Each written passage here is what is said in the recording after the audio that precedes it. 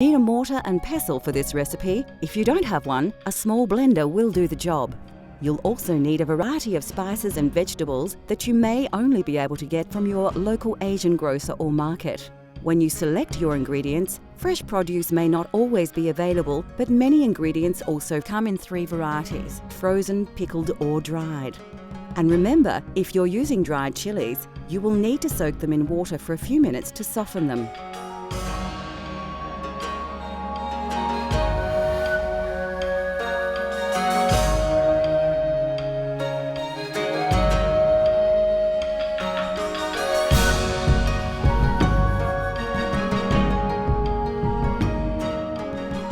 Firstly, finely slice your lemongrass stalk. Take care to cut it as small as possible so it grinds well in the mortar and pestle. Do the same with the galangal, again slicing as finely. Depending on the size of your root, you may not need it all. Add about a teaspoon to your mortar. Chop the krachai into small pieces. We are using krachai that is frozen, so it's quite soft now that it's thawed. If you have access to fresh, you may need to chop in finer. Carefully slice the zest off the kaffir lime, then dice it finely. You don't need to use the whole lime peel, about 2/3 is fine. If you don't have a kaffir lime, you can use finely diced kaffir lime leaves. Add your chilies to the mortar and then use your pestle to grind and pound the ingredients into a coarse paste. This will take some time, and if you are sensitive to chilies, your eyes may water a little.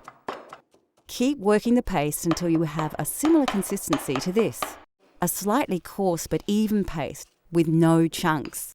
Put your mortar aside and grab your shallot. Remove the dry skin by peeling off the outer layer. Again, finely dice the shallot to add to the mix.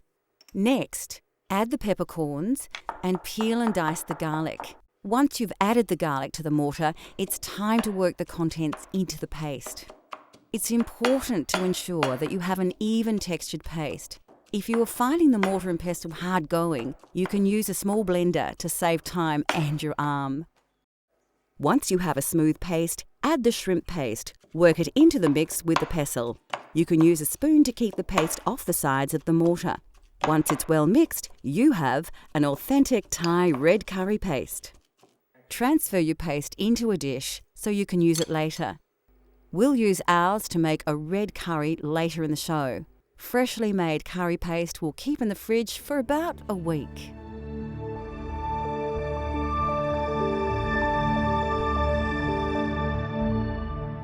Like any cuisine, there is a wide and varied range of condiments and sauces that can greatly influence the taste of any dish. One of the most important ingredients in Thai culinary culture is fish sauce, a salty and intensely flavoured sauce derived from fermented fish, salt and water. Other condiments include soy sauce, lime paste, shrimp paste, vinegar, peanuts and various dried and pickled produce. Dried shrimp and shrimp paste, pickled fish and chilies, even pickled peppercorns may seem unusual and exotic to Western tastes, but are commonly found in popular Thai dishes. Still to come on Cultural Flavours Thailand, we spice things up with a tasty red curry, explore the mouth-watering array of Thai fruit and vegetables, and we get cooking with noodles.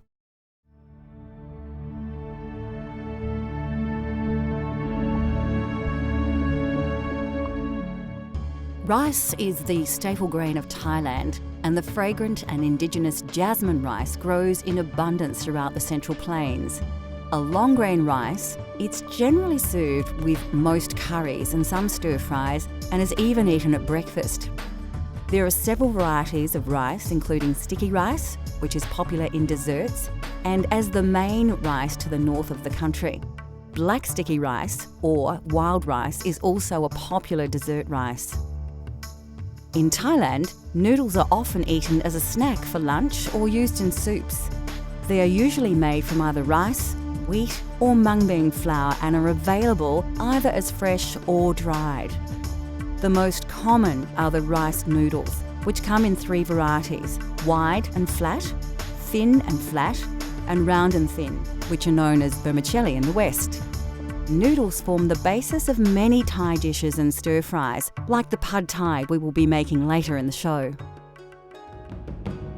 Thai curries have taken their influence from India and China, but the flavours of these spicy popular dishes are uniquely Thai. Thai and Indian spicy is different spicy. Thailand use chili, but Indian use different spicy than us. So Thai food is more soft than Indian foods. It's not too strong of herb. And the Chinese food is more didn't have a spicy in there much, just more stir fry and soup. We showed you how to create a wonderful aromatic traditional red curry paste earlier in the show. Using this paste as a flavour base, we will prepare a Thai red curry using a range of fresh vegetables and chicken. For this recipe, you will need a selection of fresh vegetables. Remember, if you can't find these exact ingredients, seasonal vegetables will do, although ingredients like kaffir lime leaves are important. The classic Thai ingredients we will be using are combinations of fresh, frozen and even pickled. All are readily available from Asian grocers.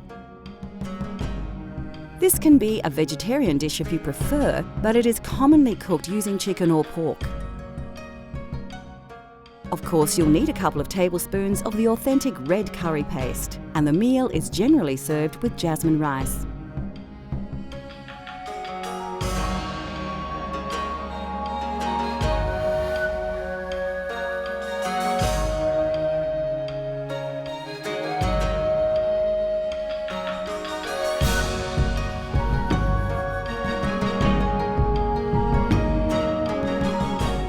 Firstly, you'll need to prepare all your ingredients.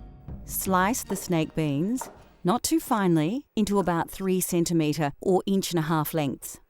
The capsicum needs to be cut lengthways, taking long slivers off the edges while avoiding the seeds at the core of the pepper.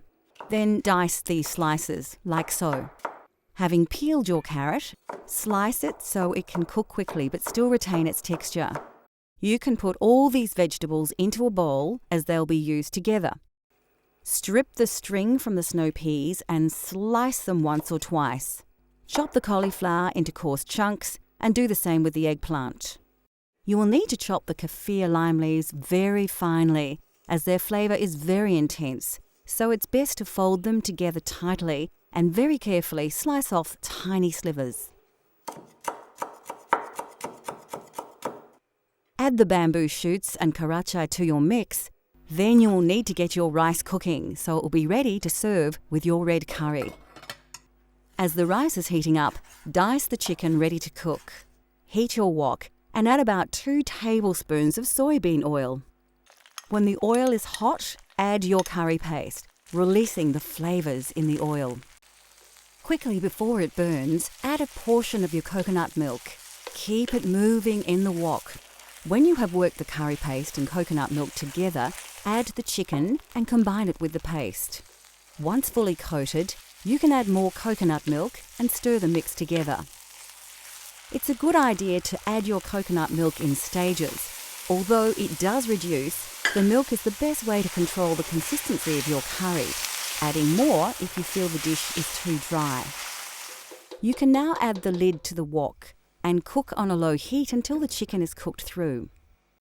Now add 4 tablespoons of sugar and 2 tablespoons of fish sauce and stir through before adding the vegetables you prepared earlier.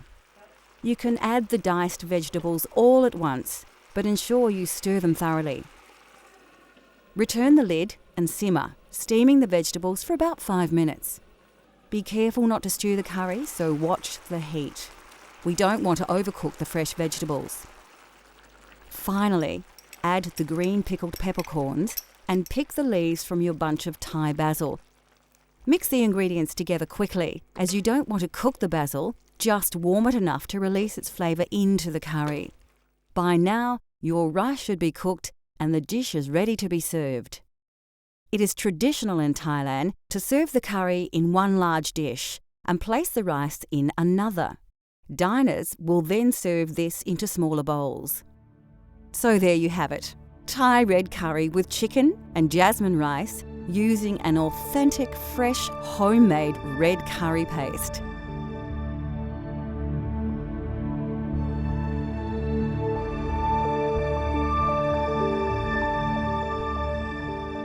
Situated within the tropics, this fertile country produces an abundance of aromatic herbs and spices, as well as many varieties of delicious fruit and vegetables. It is, therefore, not surprising that Thais have developed a cuisine that rivals any in terms of variety and diversity. Vegetable staples include the eggplant, Chinese cabbage, choy sum, and several types of mushroom. Some of these vegetables were introduced in Thailand through the trade routes from India and China and have become an integral part of the Thai food culture. Bean sprouts are also often added to various dishes. The sprouts are actually newly germinated mung beans and are crisp and sweet. Lesser known vegetables to Western tastes include the snake bean, a versatile string bean that is extremely popular throughout Thailand. Like many vegetables, the snake bean has various names from different regions, and you may find them referred to as asparagus beans, long podded cowpeas, and the Chinese long bean, as well as the Indian-style eggplant. Thailand has its own eggplant varieties. These are cultivated in several colours and sizes, and although much smaller than the large purple aubergine we are familiar with, all are widely used in curries and stir-fries or dipped in sauces and eaten fresh. Spring onion, chives and mint are commonly added to lap, a sour salad with meat and chilli, or simply used as a garnish. Thai cuisine often features shallots, which are similar to onions but are considered to have a sweeter, milder flavour.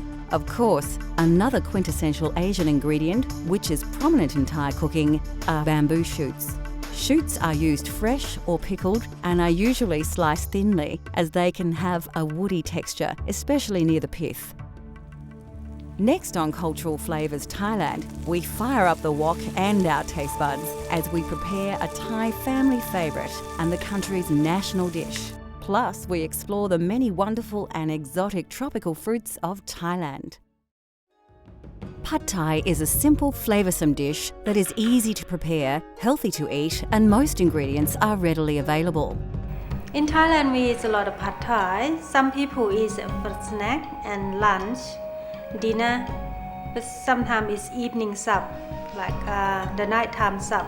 They have an all day, all night sale, and it's more popular in the easy way to make, and it's easy to buy everywhere. Have a pad thai, and it's quite heavy and solid meal as well.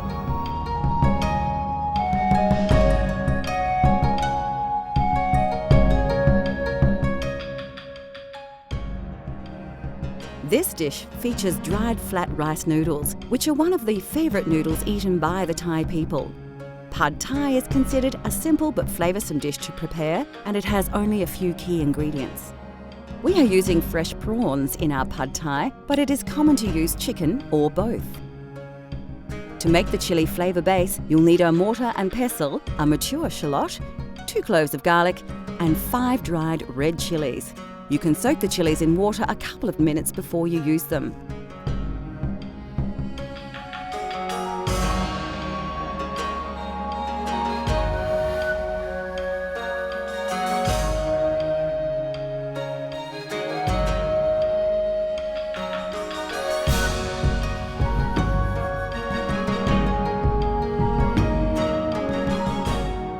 The first secret to an authentic Pad Thai is to create your chilli flavour base. Take a shallot and peel the dry skin and outer layer off. Finely chop the shallot and place it in your mortar. Peel and chop your garlic cloves and add them to the mix with the chillies.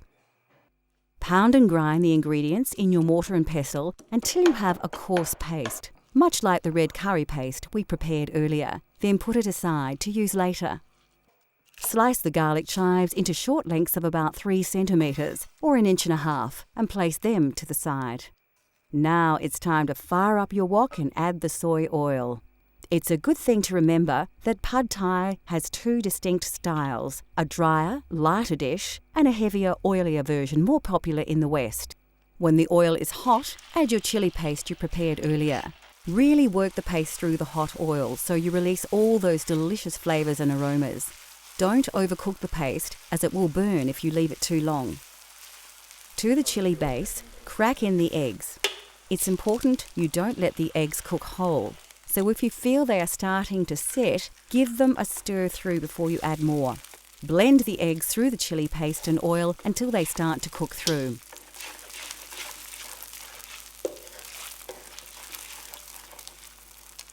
The prawns go into the wok next. It's a good idea to check the heat here to ensure you don't burn the eggs, and keep stirring them so they don't stick to the wok. Like all seafood, prawns cook quickly, so work them into the mixture until they are almost cooked through. Now it's time to add the noodles. They should be slightly soft now. Be careful to have them well drained, as wet noodles will cause the oil in the hot wok to spit. Lift and mix all the ingredients well. Make sure you coat all the noodles with the wonderful flavours of the chili paste, eggs and prawns. Once the noodles are well coated, add the sugar, fish sauce and the vinegar and work the ingredients through. It won't take long for the sugar to dissolve and for the next burst of distinct pad thai aromas to engulf you. When the noodles are cooked, it is an excellent time to taste your dish. You may feel you need more sugar or fish sauce to your taste. Pad thai is served slightly sweeter in Western countries. When you are happy with the flavours, add the bean sprouts and sliced shallots, working them through the noodles. It's important not to let the dish cook too long here. We want to keep the mung bean shoots slightly crisp. Serve your noodles onto a plate and sprinkle the crushed peanuts over the dish and garnish with sprigs of fresh coriander and a piece of lime. Pad thai is best eaten straight away before the noodles stick together. The lime can be squeezed over the dish just before eating for a delicious and refreshing, authentic Pad Thai experience.